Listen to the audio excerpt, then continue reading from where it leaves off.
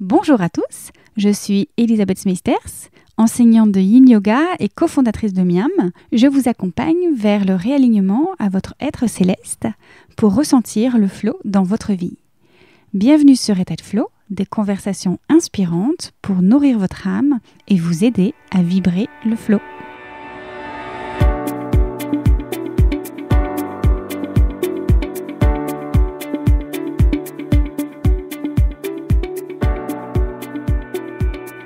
Tout dire ou se retenir? Jusqu'où raconter notre histoire? Et pourquoi le faire? Mon invité du jour partage quotidiennement sa vie et ses enseignements sur les réseaux sociaux comme un miroir qui nous permet de nous sentir moins seuls dans les inconforts de la vie. Femme noire dans un système conditionné, ensemble nous avons vu comment nous pouvions agir sur l'individuel et le collectif pour permettre à chacun d'être pleinement soi. Je ne vous en dis pas plus et je vous laisse avec ma conversation passionnante avec Livia Quero. Bonne écoute!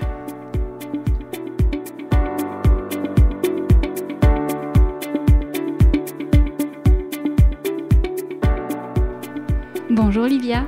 Bonjour Elisabeth. Je suis très contente de t'avoir aujourd'hui. On a plein de choses à parler ensemble. Oui, trop bien. Tu es coach. Enfin, je ne sais pas si tu mets le mot coach. Quel mot tu mets? Quoique. Jusque-là, je n'étais pas coach, mais je suis en train de me certifier pour être coach en sexualité, en relation amoureuse, et je crois que c'est le seul thème où tu peux dire que je suis coach, ouais. D'accord. Donc, écrivain d'abord, oui. En premier. Et coach, ça dépend. Ça dépend du thème, on va dire ça. En tout cas, tu accompagnes. J'accompagne. Je ne sais pas comment on pourrait définir, en fait, parce que j'accompagne pas beaucoup de personnes en individuel. J'enseigne, je dirais plutôt. Que je transmets, j'enseigne plutôt que j'accompagne. Et beaucoup de biais. Alors, tu l'as dit, l'écriture. Tu écris beaucoup aussi sur les réseaux sociaux, dans une newsletter. On en parlera un petit peu parce que finalement, tout ce que tu transmets, et c'est peut-être là une de tes particularités, c'est que tout ce que tu transmets, c'est ce que tu as expérimenté, c'est ce que tu vis. Et c'est un petit peu l'épilogue de ta vie. Oui. Et les enseignements que tu en retires et que tu partages. Oui, c'est ça. Je transmets à 95% ce que j'ai vécu et peut-être à 5% des choses que je n'ai pas vécues mais que j'ai observées ou apprises. Mais je dirais que tout vient de moi et de mon analyse de la vie, tu vois. Je peux pas dire que, par exemple, je prends pas un sujet extérieur à moi pour le transmettre. Je vais pas étudier un sujet, même la sexualité, il y a plein d'angles et je pourrais transmettre beaucoup de choses, mais je ne transmets que ce qui passe à travers moi et qui me touche moi. Voilà, je le transmets par écrit, à l'oral, en audio, mais il y a toujours un passage par ma vie. Et c'est très spécifique. Tu viens de le dire, ça passe à travers toi. Alors, pour te lire un petit peu dans tes différents partages, justement, il y a quand même cette notion de « t'as pas le choix ». Ouais, c'est vrai, hein. J'ai pas le choix.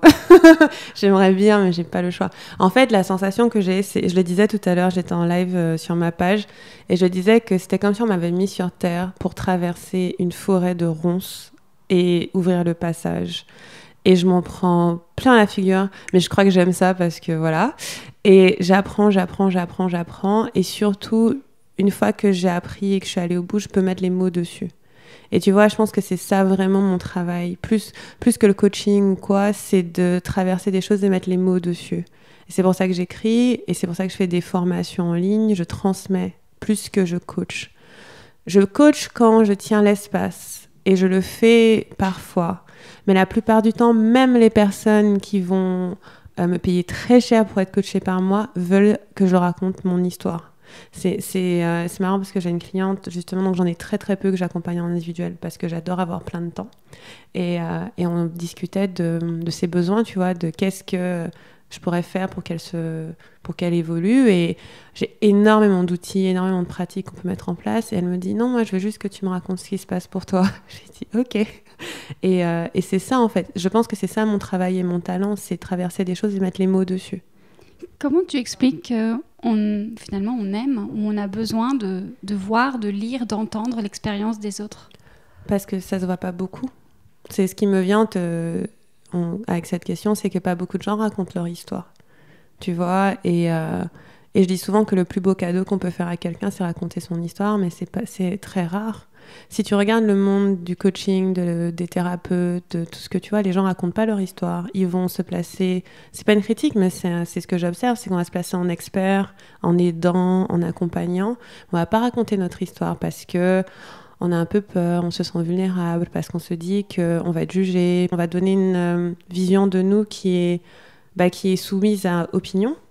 Et en fait, mon travail, c'est d'aller encore plus dans la vérité de qui je suis. Et franchement, parfois, je m'en prends plein la figure. C'est pas facile, tu vois. Mais je fais que ça, raconter mon histoire. Et c'est dur parce que c'est ouvert à opinion.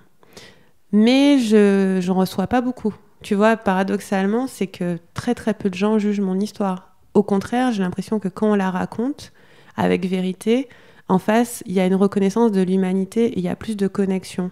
Donc j'ai très très peu rarement eu des commentaires négatifs sur mes ressentis parce qu'il n'y a pas la place. Tu vois, quand quelqu'un te raconte ton histoire, qu'est-ce que tu vas... On dit « je me sens comme ça, j'ai vécu ça », il n'y a pas la place de juger. Et pourtant, ça fait très peur aux gens de raconter leur histoire, mais ça se fait pas beaucoup. Il y a une identification peut-être aussi de se dire la personne ose se montrer à poil. Carrément. Et du coup, j'ai le droit, moi aussi, de passer des moments difficiles. C'est ça, et il y a le côté où... tu vois, il y a la reconnaissance, il y a se dire « je suis pas seule », ça c'est ce qu'on me dit tout le temps. C'est que quand je suis tombée sur toi, j'ai réalisé que j'étais pas seule à me sentir comme ça. Ou tu lis dans mes pensées. Et je dis « je lis pas dans vos pensées, je suis comme vous, c'est tout ». Et c'est juste que moi, on m'a donné le talent de mettre des mots dessus, c'est tout. Mais je suis une humaine et en fait, je raconte l'expérience d'une humaine sur cette planète. C'est tout ce que je fais. Et c'est tout ce que je fais et c'est énorme parce que pas grand monde nous raconte et pas avec la fréquence que moi. Moi, j'écris tous les jours. Donc, tous les jours, il y a une mini capsule de ce qui se passe pour moi, tu vois. Et c'est super rare. J'adorais que plus de gens le fassent. Donc, si vous écoutez ce podcast, j'adorais que ça existe plus parce que moi, j'adore les histoires, tu vois. Tu penses que le succès de la télé-réalité, parce que finalement, il y a quand même... C'est que de la réalité, ce que tu parles, ce que tu partages. Il y a parfois des mots très intimes, des expériences très intimes. Est-ce que cette intimité partagée, justement, c'est cet écho que les personnes veulent entendre et qui les aide à traverser alors... Mais tu sais, je me suis dit, je pense que le summum de ma réussite, ce sera quand j'aurai une télé-réalité. parce que c'est ce que les gens... C'est tout ce qu'on me demande. Et en fait, il faudrait une télé-réalité qui vibre un petit peu au-dessus de ce qu'on voit maintenant. C'est pas pour juger, mais quand même, la qualité, elle n'est pas top. Mais il y a une avidité à... En fait, on va distinguer parce qu'il y a un peu de voyeurisme aussi. Je sais que des gens adorent juste connaître ma vie, tu vois. Ils kiffent. Bon, c'est humain. Mais il y a aussi un désir profond de pas se sentir seul et de réaliser qu'en fait, on n'est pas fou. Enfin, il y a vraiment ce truc de... En fait, quand j'ai vécu ça, j'étais pas à côté de la plaque, mon intuition était bonne, je me suis pas trompée. Tu vois, une espèce de validation comme ça. Et tout ce que je me retrouve à dire aux gens, c'est... Non, mais ton intuition est juste, tu as le droit de te sentir comme ça, c'est ok, tu vois, je passe mon temps à dire ça, à enseigner l'acceptation de ce qui est. Et c'est plus facile d'accepter ce qui se passe dans ta vie quand tu vois que dans d'autres vies, ça arrive aussi. Et en fait, il n'y a rien qui nous arrive qui soit super exceptionnel, hein. On vit tous les mêmes choses, à peu près. Les émotions sont similaires, les déceptions sont similaires, mais comme on les voit pas trop, tu vas les avoir ponctuellement. Tu vas lire un bouquin, tu vas regarder un film, tu vas regarder une série, on va te transmettre une histoire, mais avoir quelqu'un d'humain qui te dit en fait, regarde, cette déception, je l'ai connue, ou bien cette joie, je l'ai connue, ou ce petit truc qui me travaille, je l'ai connu aussi, ça aide vraiment. Donc, il y a ce côté juste, je me réfère à quelque chose, j'ai un repère, tu vois. Et tu transmets aussi comment tu as fait pour traverser ces ronces. C'est ça, exactement. C'est que, comme je mets les mots dessus, je me fais des petits protocoles, tu vois. C'est comme si je me faisais un système. C'est pour ça que, comme je te dis, je transmets pas des choses que j'ai apprises dans des livres, même si je lis énormément, vraiment beaucoup, mais je transmets pas des systèmes A plus B. Je dis, voilà comment moi j'ai vécu telle chose et voici les leçons que j'en tire et tu peux les appliquer à ta vie parce que c'est pas des plans tout faits. Il y a toujours une grosse part de écoute-toi et agis selon ce que tu entends. Et donc oui, et du coup, quand je transmets quelque chose, tu vois, parce que moi, je vends des programmes en ligne, c'est ce que je vends des formations en ligne. Une formation en ligne, c'est moi qui cartographie ce que j'ai compris. Et donc, je vais donner de la structure à ce que j'ai compris. C'est tout. C'est pas beaucoup plus que ça. Et c'est juste, je te raconte mon histoire, mais différemment. Et d'une façon, tu peux appliquer mes apprentissages à ta vie. Tu vois. D'où l'enseignement. Ouais, voilà. Moi, je le vois plus comme de l'enseignement, de la transmission, ouais. Et alors, tu nous disais, pour commencer, j'aime ça. J'aime traverser ces ronces. Est-ce que c'est parce que justement derrière, tu sais qu'il y aura une transformation, il y aura un mieux-être, un mieux-vivre? Je pense que c'est plutôt lié au fait que je veux vivre la vie à fond, tu vois. Je veux tout ressentir. Et c'est pour ça que même quand c'est difficile, il y a une part de moi qui se dit « Oui, mais là, je suis dans la vie, je suis pas à côté de la vie. » Parce qu'il y a un état d'être qui est très aseptisé, où on est un petit peu... où tout est un peu lisse et il se passe pas grand-chose et tout est un peu... Ouais, c'est un peu plan-plan. Moi, ma vie, elle est jamais plan-plan. Enfin, il y a toujours un truc qui se passe, tu vois. Et parfois, c'est inconfortable, mais c'est tellement intéressant. Tu vois, j'écris des histoires, j'écris de la fiction. Ma vie, elle est trop intéressante, tu vois. Et donc, quand je regarde ma vie, je me dis, ouais, quand même, c'était dur, mais c'est intéressant. Et plus j'avance, moins c'est dur. Tu vois, plus j'avance, moins c'est inconfortable parce que je connais mes processus et je sais comment je fonctionne. Donc c'est pour ça que je te dis que je pense que là, c'est bon, j'ai donné pas mal en termes de traversée de ronces.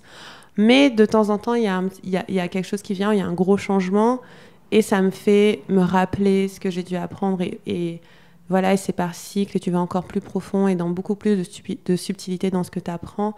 Et on atteint des niveaux qui sont... Tu vois, je réapprends les mêmes choses tout le temps, en fait, mais à différents niveaux.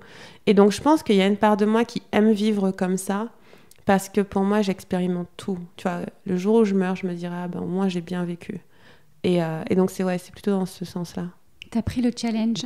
Ouais, c'est ça. C'est que j'ai pas choisi la voie plan-plan de la naissance au cercueil, quoi, on va dire. Quoique, des fois, j'ai envie, tu vois, d'avoir une vie sur autopilote où je me pose pas de questions. Mais bon, c'est pas ce qui était prévu pour moi. Donc c'est l'aventure qui te plaît? C'est l'aventure intérieure.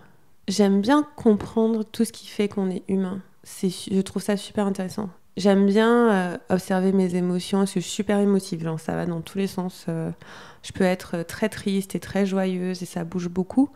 Mais j'aime observer ce qui fait que je me sens comme ça, qu'est-ce qui a déclenché ça. J'aime observer aussi comment je fonctionne dans un système plus large. Donc tu vois, je suis une femme noire, j'ai grandi sur une île, donc il y a beaucoup de choses qui font mon identité. Je m'interroge sur ma place dans ce système. Et donc du coup, j'observe comment je suis dans ce système plus large. C'est pour ça que le sexisme, ça m'intéresse comme thème, je l'étudie à fond, le racisme aussi. C'est pour ça que je suis vachement féministe, où il y a vraiment c'est super moteur pour moi parce que je me considère comme étant à la croisée de tous ces chemins-là. Et j'avais cette réflexion dans ma newsletter il n'y a pas longtemps où je disais que parfois j'ai tellement envie de toucher tout le monde que je vais taire une petite partie de moi pour ne pas que ce soit pas inconfortable. Et après je me suis dit, mais si justement toucher tout le monde ça passait par être encore plus précis sur qui on est, tu vois. Plus je suis moi, plus je touche l'universel, plus je vais dans mon individuel et ce qui est vraiment, vraiment précis sur qui je suis, plus je peux toucher un cœur, un endroit hyper précis aussi. Donc voilà, c'est un peu ça mes réflexions, on va dire. C'est ça qui est intéressant, c'est que tout part d'une réflexion personnelle et tu en fais une matière commune à diffusion. Alors, de tout ce que j'observe dans ton travail, il y a quand même un gros travail justement sur débloquer, déconstruire toutes les croyances, tout ce qui nous a fait, donc tous nos conditionnements. On est dans une société, comme tu le dis, on a une expérience humaine, donc on a une famille, toi tu as aussi ta propre histoire, etc. Toutes ces pensées, ces croyances limitantes, j'avais cette question de... Peut-être, est-ce que tu as un élément de réponse à nous donner? C'est déjà comment on peut les reconnaître? Ça, c'est un travail en soi. En fait, je dirais que oui, je pense que quand on est dans notre essence, tu vois, on est vraiment qui on est, on n'a pas tout le poids de la société, puis plus on grandit, plus on est conditionné par l'école, nos familles, par la société, par la télé, par les médias, par les entreprises dans lesquelles on travaille, par nos conjoints. Enfin, on passe notre temps à être conditionné. Donc la personne qu'on présente, c'est notre conditionnement. Tu vois, même si on fait un énorme travail sur soi, on est conditionné. C'est comme ça. Et donc, il y a ce côté où j'accepte, tu vois, que je suis conditionnée. J'accepte que, en fait, je ne sais pas grand-chose. Je n'ai pas la réponse sur tout. Donc ça, c'est la première étape. Ensuite, pour débloquer mes croyances, je ne fais pas trop ça. Par contre, je vais plutôt regarder là où j'agis, pas selon mon essence, mais selon ce qu'on attend de moi. Tu vois, parce que mes croyances, des fois, ça m'intéresse de les transformer, mais la plupart du temps, je vais directement au résultat, qui est comment je peux vivre en étant moi. Et souvent, c'est à des carrefours, tu vois, c'est quand je dois prendre des décisions, c'est quand y a un truc qui frotte, et que je vois que je me comporte d'une façon, mais est-ce que je me sens bien? Est-ce que je me sens relaxée? Et je dirais que ça passe par déjà connaître quel est notre état d'être quand on est vraiment nous. Tu vois, qui vous êtes quand vous êtes vraiment vous. Parce qu'on a des moments comme ça, on est vraiment dans la plus belle expression de qui on est. Donc une fois que j'ai reconnu ça, moi quand je suis moi, je suis plutôt tranquille, je suis calme, je suis joyeuse. La plupart du temps, je suis très contente de la vie, hein, ça se passe plutôt bien. Je me soucie pas trop du regard des gens, enfin je m'en fiche un peu. Ça c'est quand je suis vraiment moi. Et puis je casse des trucs, enfin je suis super maladroite en général, ça veut dire que je vais bien. Et donc ça c'est moi, tu vois. Et quand je vois que je suis pas en train d'être comme ça, je m'observe et je me dis mais pourquoi là j'ai pas dit ce que j'avais envie de dire? Et pourquoi là je fais hyper attention? Par exemple je me maquille pas, pourquoi là je me maquille? Enfin tu vois, je vais plutôt me dire qu'est-ce qui fait que là je suis pas en train d'avoir mon cœur grand ouvert et d'être dans la plus belle expression de qui je suis. Et c'est là où je vais regarder plutôt la croyance. Est-ce qu'il y a une attente à l'extérieur de moi? Est-ce que je crois que je dois être comme ça pour obtenir ce que j'ai à obtenir? Ça, c'est la plus grosse croyance. C'est pour arriver à mon point B, je dois passer par tel point A. Bof, pas forcément.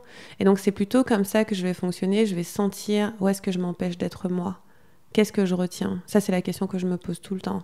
Qu'est-ce que je suis en train de retenir? Ça qui m'aide à écrire aussi. Quelle est la vérité? Qu'est-ce que je dis pas? Qu'est-ce que je suis en train de retenir? Et c'est là où je me dis, ok, bon, là, il y a une croyance qui est que si je parle de ça, alors je vais avoir tel résultat. Bah, tu sais quoi, on va voir. Et en fait, je dépasse mes croyances en faisant. Tu vois, une fois que j'ai vu que je m'autorisais pas à être moi pleinement, je me dis, bon, ben, quel est le choix? Ben, le choix, c'est d'être soi pleinement et on y va, tu vois. C'est plutôt comme ça. Et est-ce que l'inconfort peut-être que tu vis peut te faire remarquer que là, ben justement, tu n'es pas toi? C'est ça, c'est cet inconfort, un agacement. Tu sais, je sens une espèce de gêne, en fait. Là, peut-être je suis saoulée ou il y a un truc qui me dérange. C'est un peu comme une épine dans le pied. Et là, je sais que... En fait, quand je vais bien, je suis tranquille. Tu vois, je suis très tranquille. Ça va, là, par exemple, je suis tranquille, tout va bien. Et en fait, quand il y a quelque chose qui n'est pas aligné ou qui n'est pas en phase, je suis agacée. Ou en colère. Là, c'est la version pire, c'est quand je sens de la colère. Là, ça veut dire que j'ai pas été moi, j'ai été quelqu'un d'autre. Pourquoi j'ai fait ça? Qu'est-ce qui fait que je crois que je dois être quelqu'un d'autre dans cet espace-là, tu vois? Et ça, c'est mon quotidien. C'est à chaque fois, c'est où est-ce que je m'empêche d'être moi, de dire ce que j'ai à dire, de faire ce que j'ai à faire. Et donc, c'est avec l'écriture, on y revient, que tu travailles beaucoup sur cette interrogation? Ouais, l'écriture et en même temps... Le fait d'être beaucoup dans la vie, parce que j'écris, c'est ce que je préfère, c'est mon outil pour comprendre un petit peu, tu vois, pour structurer mes pensées. Donc j'écris dans mon carnet tous les jours, j'écris en ligne, je publie tous les jours en newsletter, pas tous les jours sur les réseaux sociaux, mais tous les jours par email. J'écris tous les jours à certains groupes de mes clients. Et donc là, c'est où je structure mes pensées. Mais sinon, le plus gros de mon travail, c'est traverser la vie, tu vois. C'est ça le plus gros, c'est dans mes interactions quotidiennes. C'est avec mon conjoint, ma famille, mon équipe, les gens que je croise. C'est la vie, en fait. L'écriture, c'est un outil pour que je fasse sens de ce qui se passe, mais c'est dans cette minute, je me sens inconfortable. Qu'est-ce qui se passe, tu vois? Et je fais attention à ça tous les jours. Enfin, si je suis par exemple, si je suis dans un restaurant, que j'ai commandé quelque chose, je sens en moi que c'était pas la bonne chose, qu'est-ce qui fait que je change pas ma commande? Ou qu'est-ce qui fait que je renvoie pas un plat que j'aime pas? Tu vois, c'est des petites choses comme ça, en fait. Et de plus en plus, je m'autorise. J'aime pas ça, j'ai pas envie de ça. Non, ça me saoule, changer d'avis, tu vois. Et c'est dans mon quotidien, en fait. C'est la voie du flow? Ouais, c'est ça. Moi, je crois que le flow, c'est ça. Parce que je parle beaucoup de flow aussi. C'est comme s'il y avait le flux de l'énergie de la vie. Tu vois, tu as 2 fils. Tu as un fil, c'est l'énergie de la vie, et tu as un fil à côté qui est, je sais pas, autre chose. Et en fait, tu es dans ton flow quand tu es dans l'énergie de la vie. Tu te laisses traverser par la vie, tu fais ce qui est juste, tu ne retiens pas. Par contre, quand tu te mets un pas à côté du flow, là, tu es dans disons, un certain contrôle, une certaine maîtrise, où tu te dis, si je fais ça, je vais atteindre tel résultat. Mais du coup, tu n'es pas dans la vie. Tu es à côté de la vie, tu observes la vie, tu fais des calculs sur la vie, tu stratégises la vie. Mais c'est pas la vie. Pour moi, la vie, quand tu es dedans, tu es au présent, tu te connectes à ce qui est, et tu choisis de ne pas retenir. C'est vraiment un flux pour moi. Et c'est pour ça que je te dis, il y a une gêne, c'est genre je me retiens, je suis pas en train d'être qui je suis vraiment. C'est là où j'identifie que mon flow, il est un petit peu entravé, on va dire. C'est le choix entre vivre soi, vivre tel que l'on est dans ses convictions et son confort, ou choisir le regard des autres, choisir le choix des autres, c'est ça. Les conditionnements des autres. Et là, on n'est pas dans sa vie. Tu vois, j'imagine vraiment un cercle, et soit tu as les pieds dedans, soit tu as les pieds dedans. Mais ça peut pas être entre les deux. Et moi, j'essaie tout le temps d'être dedans, tu vois, de vivre ce moment pleinement, de pas avoir d'autres pensées, de pas me dire si je dis ça, alors ça aura telle conséquence. Non, c'est vraiment est-ce que je suis dedans, et si je suis pas dedans, qu'est-ce qui fait que je suis pas dedans, tu vois. Et ça, c'est toute la journée, tous les jours. Je pense à ceci, c'est que ce qui nous retiendrait d'aller dans ce cercle, d'aller dans la vie qui nous attend, qui nous appelle, c'est la peur, évidemment. Mais quelle peur? La peur de mourir, la peur de brûler, de se brûler. On dirait que toi, tu n'as pas peur de ça. C'est comme si tu savais que, au contraire, tu serais mieux là. Si, j'ai peur, hein. Mais je le fais quand même, c'est tout. Non, je pense que, alors, de ce que j'ai étudié, observé, compris, je crois que c'est souvent une peur de mourir, mais qui se manifeste de plein de façons. Par exemple, tu vois, les enfants, quand ils se développent, quand on va étudier les traumas que tu peux avoir quand tu es enfant, souvent, tes peurs d'abandon, de rejet, etc., ça vient du fait que si tu es abandonné, alors tes parents ne te donneront pas à manger, alors tu vas mourir. Si tu es rejeté, alors tu ne fais pas partie du groupe, alors tu vas devoir te débrouiller tout seul, et alors tu vas mourir. Donc toutes ces peurs qu'on a, qui peuvent être très profondes, du rejet, de l'abandon, de la trahison, c'est profondément des peurs de mourir, qu'on ne va pas survivre. Et en fait, j'ai identifié il n'y a pas très longtemps que j'avais cette peur de mourir. Et en fait, c'était une peur de mourir avant d'avoir tout fait. Tu vois, j'avais ce truc de... j'étais pas détachée par rapport à la mort. J'avais quand même un petit peu de... Tu vois, parce que c'est des couches et des couches. À chaque fois, j'y vais un petit peu plus profond. Et là, je me disais, en fait, il y a une part de moi qui fait des choses parce qu'elle se dit qu'il faut qu'elle les fasse avant de mourir. Et... si je ne les fais pas avant de mourir, alors peut-être que ma vie n'a pas de valeur, je ne sais pas. Et donc je crois que ce qui nous empêche parfois de faire ce qu'on a à faire, c'est « mais alors je serai mise de côté, alors je serai incomprise, alors on ne va pas m'aimer. Et donc du coup, alors je vais mourir. » Et ce qui s'est passé quand j'ai identifié ça, c'est que je me suis dit, je racontais ça à des clientes hier, c'est marrant, je me suis dit à la fois c'est ok si je meurs demain, et à la fois je choisis que je vive longtemps, tu vois. Donc je pose l'intention, je vais vivre longtemps, donc j'ai tout le temps, donc je me crée de l'espace, et à la fois j'accepte tout à fait que la vie choisira quand c'est le moment. Et ça m'a beaucoup apaisée, parce que je me suis dit dans ce cas je m'en fiche quoi. Et l'autre chose aussi qui fait qu'on ne fait pas ce qu'on a envie de faire, c'est en parallèle de ce que je te dis, c'est qu'on se croit immortel. On croit qu'on a vraiment beaucoup de temps. Et donc quand je parle à des personnes, c'est trop marrant, parce qu'elles me disent « oui, mais ça je le ferai après », ou je le ferai non mais là je fais ça d'abord et puis je fais ça ensuite. Je me dis mais pourquoi? Par exemple, on va te dire alors j'ai vraiment envie de faire un tour du monde, mais avant ça je vais acheter ma maison, et avant ça nana. Je fais non mais quel est le désir maintenant, présent? C'est le tour du monde ou c'est la maison? Parce que si c'est le tour du monde c'est maintenant, parce que la maison tu regretterais pas de l'avoir fait si tu meurs après ton tour du monde, tu vois. Si c'est la maison maintenant, mais quel est le désir maintenant? Et en fait, ce que je vois, c'est que souvent on vit pas au présent. On se dit qu'on a le temps. Et pour moi, il y a un gros chemin à accepter la mort. Moi, ça, c'est l'un de mes sujets préférés, tu vois, j'en parle souvent. Moi, je parle de tous les sujets dont les gens parlent pas, mais je parle très souvent de la mort. Et quand j'ai accepté que c'était ok, je pouvais mourir demain, et toutes les angoisses qui sont liées avec, je me suis dit, de toute façon... comme je dis, au pire, on meurt. Hein, donc, pourquoi ne pas tout faire? C'est une phrase de Maya Angelou. Elle dit « Je vais mourir, alors pourquoi ne pas tout faire ?» C'est un peu l'une de mes devises. C'est de toute façon, on va tous mourir. Hein, donc, ces idées de « Oh, je n'ose pas faire ça, c'est un petit peu bidon. Hein. C'est pas contre vous, mais ça n'a vraiment pas beaucoup de poids par rapport au fait qu'on sera plus là dans très peu de temps, quoi. » Est-ce que tu penses que on pourrait appeler ça le syndrome de l'enfant sage?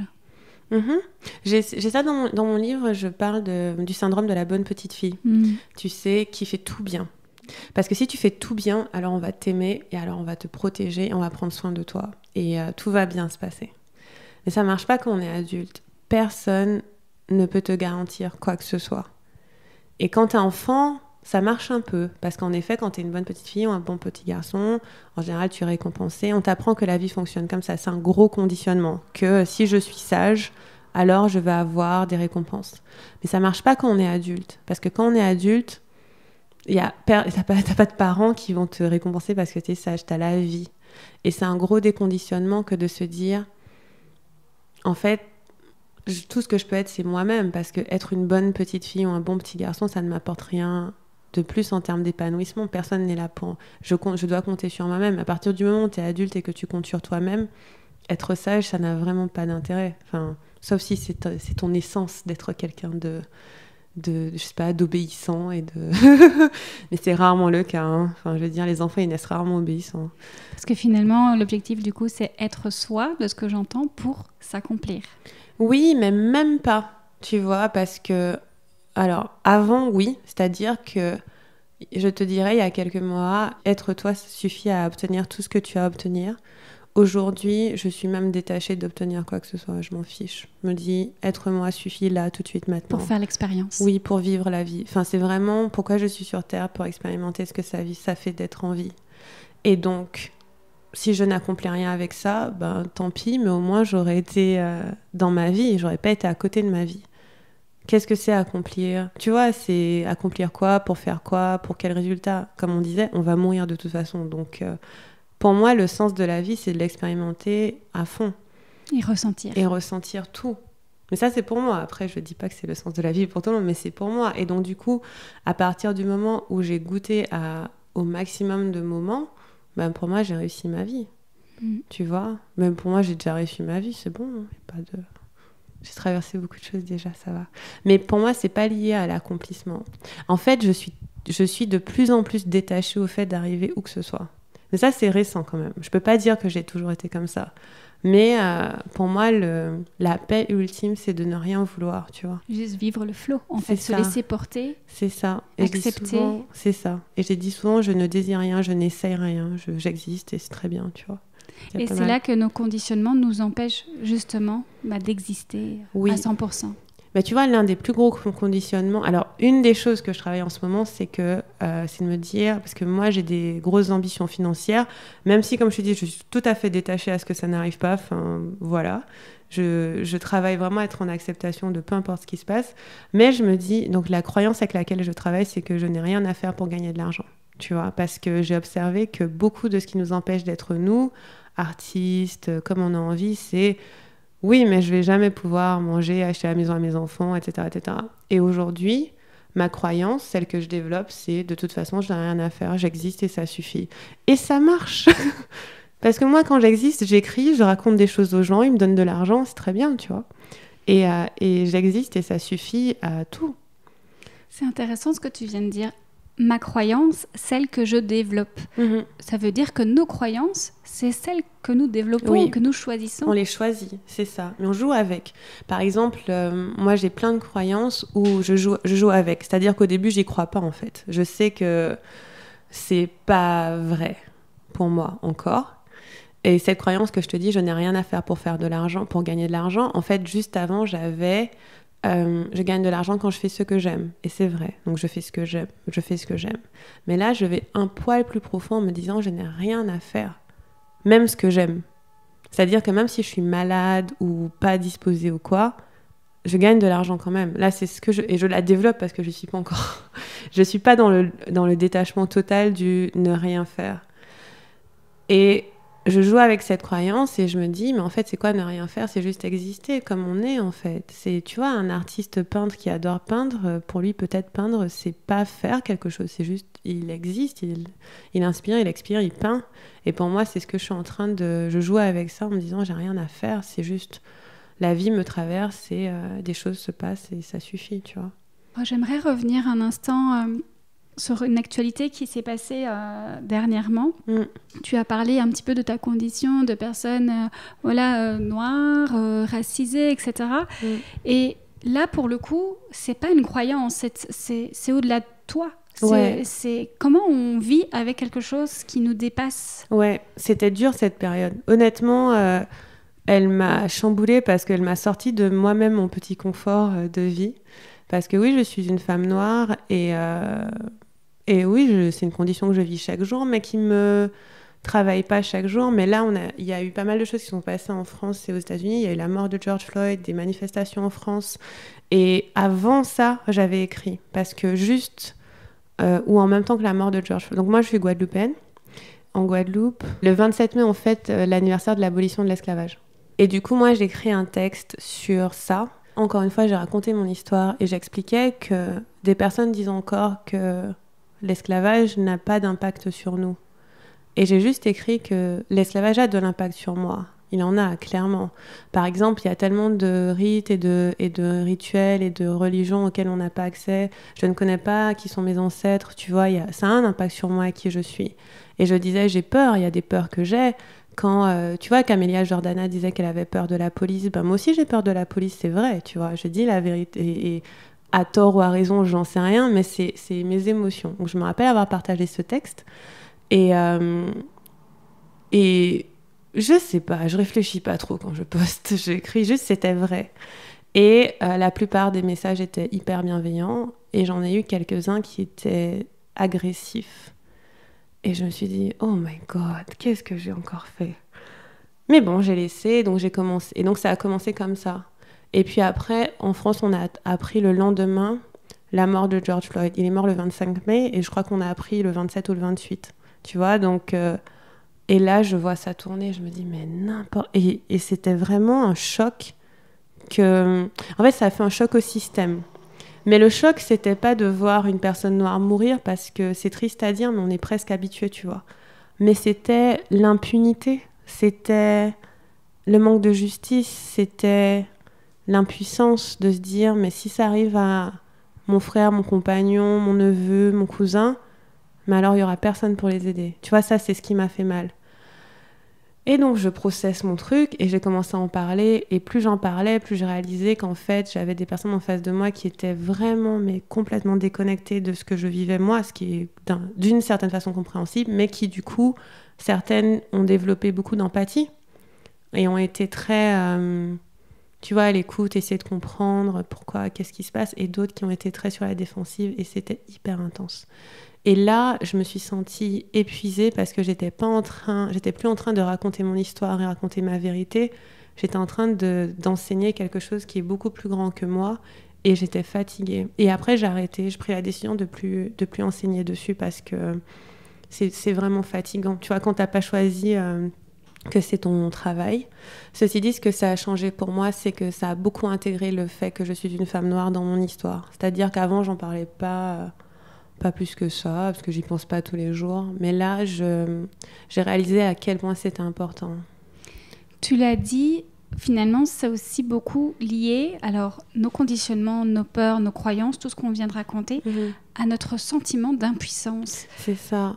Alors, il y a l'impact de l'esclavage, mais ton travail, c'est peut-être de t'en détacher, entre guillemets. Est-ce que notre travail à tous, quand on veut travailler sur nos conditionnements, c'est de voir que finalement, si on se défait de notre impuissance et qu'on revient à maintenant ce qu'on peut croire, tu le disais, là où est notre croyance, est-ce que c'est pas là qu'on peut agir? Alors ça, je dirais qu'il y a deux dynamiques en même temps. Il y a l'acceptation et le détachement. L'acceptation que je suis descendante d'esclaves et d'esclavagistes et qu'il y a des choses que j'aurais jamais dans ma vie et c'est ok. Tu vois, je saurais probablement pas quelle est ma généalogie, je vivrai probablement toute ma vie dans un monde raciste, mes enfants aussi. Et c'est pas que je l'accepte dans le sens où je le tolère, hein. C'est que C'est la réalité. C'est l'acceptation de ce que tu peux pas changer, de ce qui est. Tu peux pas changer ça. Ensuite, au niveau des croyances, il y a beaucoup de croyances liées au conditionnement sexiste et raciste. C'est-à-dire que par définition, ce sont des systèmes d'oppression qui créent des conditionnements. Et donc du coup, quand tu es une femme dans cette société, on te développe constamment la croyance que tu n'es pas assez bien, que tu ne vas pas réussir. C'est ça. Et quand tu es un noir dans cette société, on te développe constamment la croyance que tu es inférieur. Et oui, à notre échelle, il y a un déconditionnement à faire. Ceci dit, là, on peut pas aller plus loin que ce qu'on peut faire nous, et la société doit changer. Tu vois, c'est l'un des trucs désagréables où tu dois accepter que tout ne part pas que de toi. Pour certaines choses, oui, mais pour moi, pour tout ce qui est système d'oppression, le système doit changer, sinon on continuera d'être opprimé.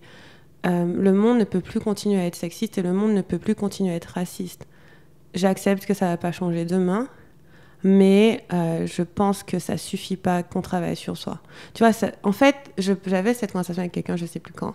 Ça suffit pas que moi, en tant que femme noire, j'accepte que je suis libre et tout, parce qu'il y aura toujours un système pour m'opprimer. C'est-à-dire que j'ai beau l'accepter, j'ai beau me sentir forte, puissante, tout ce que tu veux, tu me mets dans une même pièce avec un homme blanc, hétérosexuel, on sera pas mis égalité. Et donc, c'est peut-être ça aussi qui m'a un peu chamboulée, c'est ce truc de être moi suffit, oui, et en même temps, je vis dans un monde qui lui aussi doit changer et j'ai pas toutes les clés et ça me fait un petit peu chier et c'est parfois dur et c'est ok. Tu vois, c'est un petit peu les deux.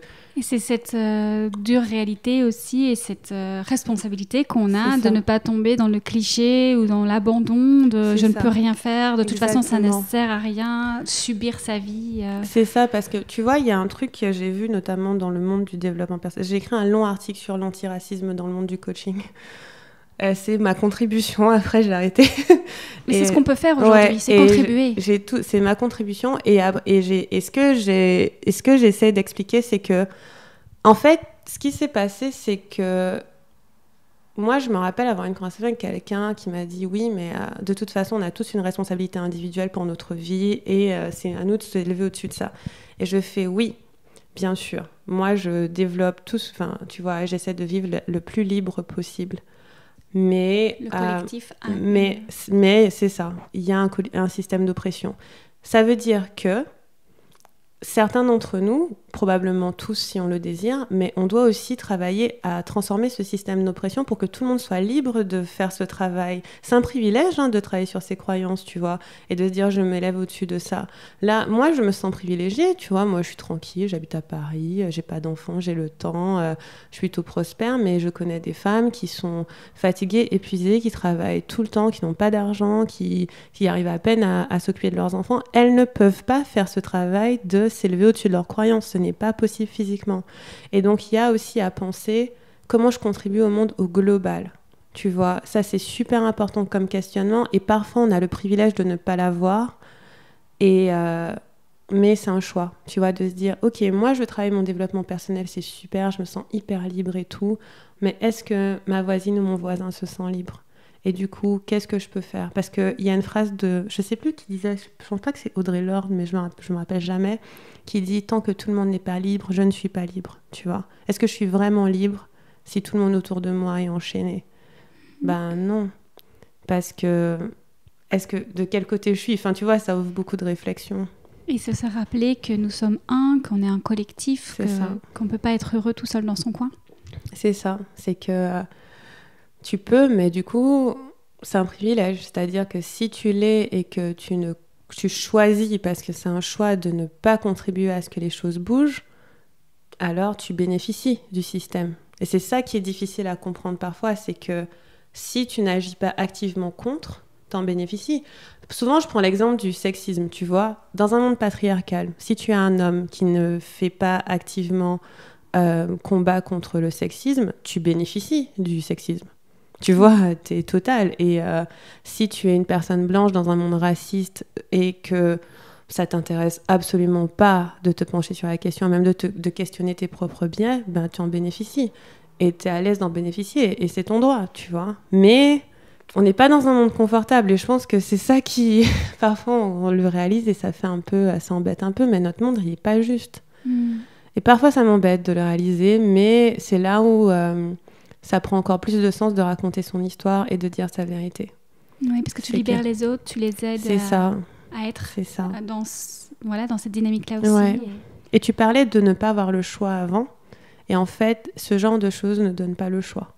Tu vois, dans certains cas, quand tu as vécu certaines choses dans ta vie, quand tu observes certaines choses, tu n'as pas d'autre choix que de t'exprimer. Tu ne peux pas te permettre de ne pas le faire. Parce que tu sais que si tu ne le fais pas, tu n'es pas en train de contribuer au fait que le monde s'améliore, en fait. Moi, je ressens ça sur la sexualité. Je pourrais vraiment me taire, mais il se passe tellement de choses horribles sur ce sujet que j'ai pas le luxe, tu vois, de pas en parler. Parce que tout ça est lié au final. On parle de personnes racisées, on parle de personnes genrées, on parle aujourd'hui aussi énormément de la nature, de l'environnement. C'est ça, carrément. Un de tes sujets de prédilection, c'est aussi tout ce qui est de l'ordre, tu viens de le dire, de la sexualité.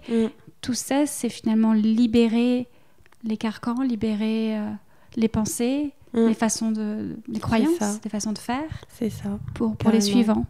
Et je pense qu'il y a comment dire, je pense que pour beaucoup de choses, il y a certains moments de désillusion où tu te dis que le monde était tellement beau et tu réalises qu'en fait, non. Et tu voulais tellement vivre dans ce beau monde et toi être épanoui et heureux, mais tu te rends compte que c'est pas possible parce qu'autour de toi, il y a tellement de choses qui vont pas bien. L'environnement, c'est pas l'un de mes thèmes, mais c'est un bon exemple, tu vois. Est-ce que tu peux être heureux dans ton carré de jardin quand tu sais que le monde est en train de brûler à voilà, côté. C'est ça. Est-ce que c'est possible, en fait? Tu peux, mais c'est du déni. C'est pas... Donc notre travail serait de l'ordre de l'ouverture des consciences aussi. Oui, en fait, l'ouverture des consciences, mais plutôt ouvrir sa propre conscience, tu vois. Je pense que le travail commence par là, par regarder où on a été conditionné, mais sur tous les plans. Parce que la société, comme on dit, les systèmes d'oppression, c'est du conditionnement. Donc, dans quelle mesure je suis conditionnée par un système d'oppression? Ça, c'est une énorme question et ça peut être regardé. Et quand tu racontes ton expérience, ta propre vie, c'est aussi en faire témoin. C'est ça. Mais ça montre un miroir, tu vois. Il y a certaines choses, je me rappelle, dont je parlais sur le fait d'être une femme noire, et il y a de nombreuses de mes lectrices qui m'ont dit « mais j'y avais jamais pensé ». Et je fais « c'est normal, parce que t'as pas eu à y penser, mais maintenant que tu le sais, maintenant qu'elles le savent, c'est différent pour elles. Elles peuvent agir différemment. Mais c'est ça aussi, raconter son histoire. J'ai envie de faire une parenthèse sur une chose qui n'est pas tout à fait liée, mais qui est similaire. Je suis un compte Instagram sur les fausses couches. C'est une femme qui a fait plusieurs fausses couches. Et c'est un thème dont je ne connais pas grand-chose. Et j'ai eu juste 1 ou 2 amies qui ont fait des fausses couches et j'étais complètement incapable de les aider. Et j'ai appris tellement avec son histoire, tu vois, et tellement de conditionnements que j'ai sur ce thème. Enfin, il y a tellement de choses que je ne sais pas. Et en fait, je me dis, mais en fait, je me rendais pas compte des émotions qui sont liées, de comment la médecine le traite et tout. Et je me suis dit, c'est un super cadeau qu'elle fait de donner son histoire, parce que non seulement ça m'aide, moi, je sais pas si ça m'arrive un jour, mais aussi ça m'aide à aider d'autres personnes. Et ça suffit, en fait. Raconter son histoire suffit à commencer à sortir de ce conditionnement. Et en racontant son histoire, on commence à comprendre qu'on s'inscrit dans une société plus large. Et plus moi je raconte mon histoire, moins je peux faire comme si j'étais isolée. Est-ce que tu veux un petit peu nous parler de ton thème actuel où tu nous parles justement un peu plus de la sexualité? Comment tu travailles aujourd'hui à aider à libérer beaucoup de fonctionnement de pensée aussi là-dessus? Oui, c'est intéressant parce que moi, mon approche de la sexualité, elle n'est pas tant liée que ça au plaisir ou... Voilà, c'est pas trop ça mon thème. Mon thème, c'est comment on utilise la sexualité pour débloquer des schémas de pensée ou du conditionnement. Et surtout, tout le travail sur les traumatismes que tu peux avoir quand tu es enfant, qui peuvent être non sexuels, tu vois. Ça peut être un traumatisme d'abandon, ça peut être, comme on a dit, une simple peur. En fait, un traumatisme, c'est quand une peur de mourir s'est cristallisée dans ton corps, souvent très jeune. Et donc, ça peut être lié à une agression sexuelle ou toute autre chose. Tu vois, c'est vraiment ton ressenti peut être « Oh mon Dieu, je vais mourir » et ne pas avoir traversé ça. Et donc, la sexualité, c'est un outil qui permet de débloquer ça, parce qu'on peut aller dans quelque chose de très primaire et de très dans le corps. Donc, il n'y a pas à revivre les histoires, il n'y a pas à se les re-raconter, pas forcément en tout cas, et on peut utiliser des pratiques sexuelles avec des intentions, tu vois, un petit peu ritualisées, utiliser l'énergie pour soigner, et donc pour repartir dans l'émotion que c'était, et pour la transformer en une autre émotion. C'est l'une des choses qu'on peut faire. Et c'est pour ça que j'adore ce thème, il est fascinant, parce qu'au début, il m'intéressait parce que j'avais des questionnements par le passé, mais maintenant je me rends compte à quel point ça peut être puissant pour tu vois, débloquer et en fait se rapprocher encore plus de notre essence. C'est ça que ça permet en fait. Comment je me rapproche encore plus de mon essence.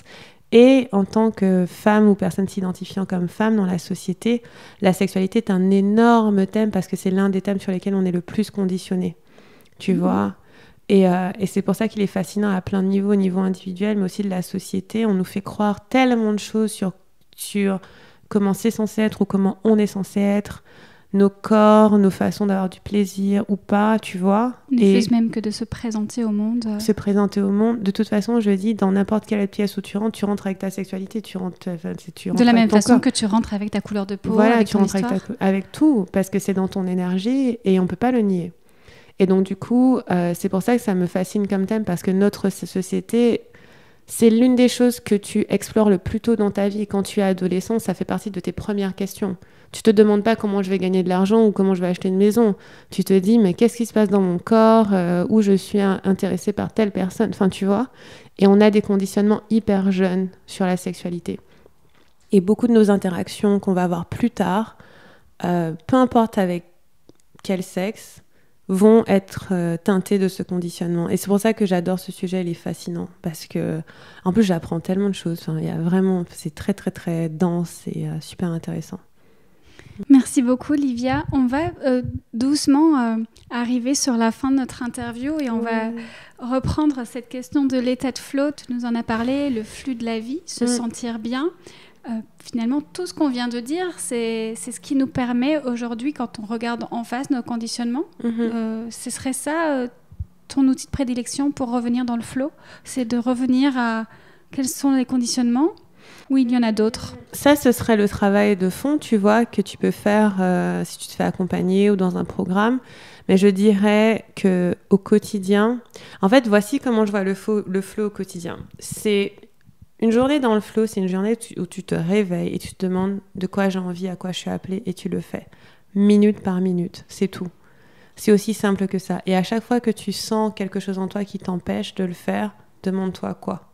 C'est un exercice que je donne à tous mes clients. J'ai l'impression que certaines personnes qui nous écoutent là sont en train de se dire mais non, mais c'est un luxe, je peux pas, je dois aller travailler, j'ai des impératifs, etc. Ouais, carrément. Et alors, même dans tes impératifs. Alors, énergétiquement, il est fort probable que si tu dois travailler, une part de toi ait envie d'y aller, donc t'iras. Par contre, si ce matin-là, tu te réveilles et t'as vraiment pas envie de travailler, t'y vas pas. Je sais pas, tu mets un arrêt maladie. Je sais pas comment font les gens de nos jours pour pas aller travailler, mais je suis sûre qu'il y a un moyen. Mais il y a quand on a des contraintes, quand on a des obligations, entre guillemets, il y a toujours une part de nous qui va, en vérité, se sentir appelée. Par exemple, si j'ai une journée avec beaucoup de rendez-vous, je me réveille et je me pose la question, qu'est-ce qui est juste pour moi de faire là ? Je vais le faire. Si j'ai un rendez-vous à 10h et que je sens qu'il faut vraiment pas que je le fasse, je vais pas le faire. Mais la plupart du temps, 90% du temps, je vais le faire. Ceci dit, je vais me demander avec quelle énergie je veux le faire, qu'est-ce que je veux tirer de ce moment, comment je vais me sentir dedans. Tu vois, je vais le créer avec beaucoup d'intention. Parce que même dans nos contraintes, on peut choisir d'être dans le flux de la vie et pas à côté. Est-ce que ce rendez-vous, je peux le vivre dans ma vérité ? Est-ce que quand on va me poser une question, je peux répondre comme ça vient ? Est-ce que quand je vais au travail ce matin, ok, je vais au travail, de toute façon, c'est juste pour moi d'y aller. Quand on me demande comment ça va, est-ce que je suis capable de dire, en fait, ça va pas ? En fait, c'est ça, même dans nos contraintes, on peut être dans le flow. C'est juste être dans sa vérité du moment. Et pour beaucoup d'entre vous, ce sera pas votre vérité de pas aller travailler. Comme c'est pas ma vérité d'annuler tous mes rendez-vous. Enfin, j'en annule quelques-uns, mais c'est pas, je le sens pas bien à chaque fois. Et donc, c'est ça, dans ces contraintes-là, comment je peux être moi ? Et la deuxième chose, c'est quand je me retiens d'être moi, comment je peux lâcher les vannes un peu et juste dire ce que j'ai à dire et faire ce que j'ai à faire. Et oui, il peut y avoir des conséquences, mais on apprend à vivre avec ça. Ça se trouve, votre boulot, il faut le quitter. Et c'est la vie. Et je dis ça à tous mes clients. Ça se trouve, le boulot, il faut le quitter. Et c'est la vie. Et c'est comme ça. Peut-être que vous êtes à côté de la vie si vous êtes dedans. Et après, on me dit, oui, mais après, je vais faire quoi et tout. Ben, ça, c'est pas mon problème. Hein. Débrouillez-vous. Et on en reviendra certainement à cette peur, finalement. Même si, moi, j'entends très bien que c'est ce qu'on a parlé tout du long de notre échange. On en revient à cette peur de la mort, à la peur de qu'est-ce qui va se passer après. Toujours. Mais voilà, c'est la question à se poser, peut-être. Et c'est peut-être ça qu'il faut regarder en face. Ça. Et alors, si j'ai pas envie de travailler aujourd'hui et que j'y vais pas, il se passe quoi ? Et alors, si je quitte mon travail ? Et alors, si j'envoie tout bouler ? Et alors, si je quitte cette relation ? Mais oser à un moment donné franchir un pas, prendre le risque. Oui, et ça demande aussi beaucoup de foi. Tu vois, ça demande énormément de confiance dans la vie parce que on n'en a pas parlé, mais j'ai énormément confiance dans la vie. Je sais que peu importe ce qui se passe, je serai rattrapée. Même dans mes moments les plus difficiles, j'avais toujours cette foi que c'était une montagne à traverser et que ça irait. Et donc ça, c'est une autre chose. Pour moi, le flow va avec la foi. Je ne peux vivre cette journée dans le flow que si j'ai la foi que tout va bien se passer. Que même s'il se passe quelque chose de mal ou de catastrophique aujourd'hui lié aux actions que je vais choisir, au bout du compte, ça aurait été juste. Donc il y a quand même cette foi que la vie m'emmènera toujours quelque part d'intéressant et de bien. Et puis ça me fait rappeler une notion que j'avais dû entendre, qui est que même si à un moment donné on fait quelque chose parce que c'est une contrainte, par exemple aller travailler parce qu'on doit ramener de l'argent pour nourrir nos enfants, le faire parce qu'on a décidé que c'était pour nourrir nos enfants. Donc ça veut dire que ça n'a pas de contrainte, c'est un choix. C'est un choix. Et de toute façon, tout ce qu'on fait, c'est un choix, plus ou moins assumé. Mais c'est vous qui choisissez d'aller dans un boulot que vous n'aimez pas. C'est pas moi. Hein. J'embête les gens. Non, mais tu vois, c'est un choix. Et ça, c'est... Quand les gens disent « j'ai pas le choix », c'est pas tout à fait vrai. Et j'ai des cas extrêmes où, par exemple, j'avais une maman qui me disait « là, c'est très dur, j'ai pas de travail, je dois faire un gâteau pour l'anniversaire de mes enfants, j'ai rien pour acheter. » Et je lui ai dit « tu sais, choisis qu'en fait, tu as tout ce qu'il te faut, tu vois. » Choisis que tu vis une vie d'abondance. Et c'est dur quand une maman te dit « j'ai pas l'argent pour nourrir mes enfants ». J'étais là, prends la décision que ta vie est différente en fait, que oui, tu as tout ce qu'il faut. Et en fait, finalement, elle m'a dit que c'était difficile, mais elle m'a écrit un message pour me dire en fait, j'ai essayé pendant 3 jours d'avoir cette énergie de je choisis que ma vie est bien, que j'ai tout ce qu'il faut pour mes enfants. Et en fait, il lui est arrivé plein de surprises et de cadeaux, tu vois. Et c'est dur parce qu'il faut de la foi. C'est de la foi. Ou bien quand quelqu'un me dit « Voilà, j'ai quitté mon travail, mais je gagne pas beaucoup d'argent. Est-ce que je dois reprendre un autre travail ?» Que te dit la vie ? Est-ce que la vie dit « Reprends un autre travail » ou est-ce que la vie dit « Fais-moi confiance ?» Et je sais que les gens qui vont m'entendre vont dire que c'est pas facile. Mais bon, suivez-moi sur Instagram, je vous expliquerai mieux. Mais ils vont me dire « C'est pas facile. » Mais en fait, j'ai été dans des situations tellement dures et pourtant, il y avait cette part de moi qui disait fais confiance et la foi et continue d'agir dans ce qui est juste et pas à côté. Ne va pas prendre un autre boulot salarié parce que là tu as 3 € sur ton compte. J'ai fait ça, hein, et en plus je dis 3 €, c'était plutôt moins 300 €. Mais et c'était dur parce que c'était des sauts de foi à chaque fois, mais c'est faire confiance que la vie va m'emmener où elle va m'emmener. Elle m'a jamais déçue pour l'instant. Regarder en face, assumer, prendre ses responsabilités, faire des choix. C'est ça. Parce que vous avez la maîtrise sur votre vie. Hein. Il y a une phrase que je dis souvent, c'est, tu vois, tu as des archétypes en spiritualité. Et ça, c'est l'archétype du souverain. Et c'est rien ni personne à l'extérieur de moi n'a de pouvoir sur moi. Rien ni personne à l'extérieur de moi n'a de pouvoir sur moi. Pas un travail, pas un conjoint, pas la société, rien, que moi. Et donc, rappelez-vous cette phrase-là quand vous voudrez dire « Mais Livia a dit n'importe quoi », dit « Rien ni personne à l'extérieur de moi n'a de pouvoir sur moi. » Donc, c'est vous qui décidez, à chaque fois. Merci beaucoup, Livia. Si tu acceptes, on va terminer sur cette magnifique, ce magnifique mantra qui va nous rester là dans la tête. Et puis, comme tu l'as dit, pour continuer la discussion, on peut aller te suivre sur Instagram, sur Facebook, dans les newsletters. Tu as un site internet ? Oui, liviaquero.com, et vous pouvez vous abonner à ma newsletter. C'est le meilleur endroit en fait pour me suivre. Donc la newsletter, c'est liviaquero.com/message du jour. J'écris quasiment tous les jours. Et sinon, sur Instagram, je suis en story quasiment tous les jours. Donc c'est les 2 endroits où on peut me retrouver. Et je lance des programmes quasiment tous les jours. Donc, normalement, vous aurez tout ce qu'il vous faut. Et vous pouvez venir... Sur Instagram, vous pouvez me poser vos questions, il n'y a pas de souci. En général, soit j'y réponds directement, soit je fais des lives pour y répondre. Donc, s'il y a quoi que ce soit dans ce podcast où vous dites « Mais qu'est-ce qu'elle raconte ?» N'hésitez pas. N'hésitez pas. Merci. Je te dis à très, très bientôt. Merci à toi, Elisabeth. C'était super intéressant. Merci, Livia. Merci à vous d'avoir écouté ce podcast. N'hésitez pas à nous suivre sur Instagram, à partager l'épisode s'il vous a plu et à mettre 5 étoiles et un commentaire sur Apple Podcast. Quant à moi, j'ai mis en place des cours de Yin Yoga en ligne via Zoom, puisqu'on ne peut pas se retrouver dans notre refuge habituel. J'ai conçu pour vous un cours en ligne, en live, en petits groupes, ce qui nous permet de pratiquer sereinement, de relâcher les tensions, toutes les frustrations. Ensemble, on apprend à accueillir et à ralentir. Pour réserver votre tapis, rendez-vous sur étatdeflow.com. À très vite pour un nouvel épisode.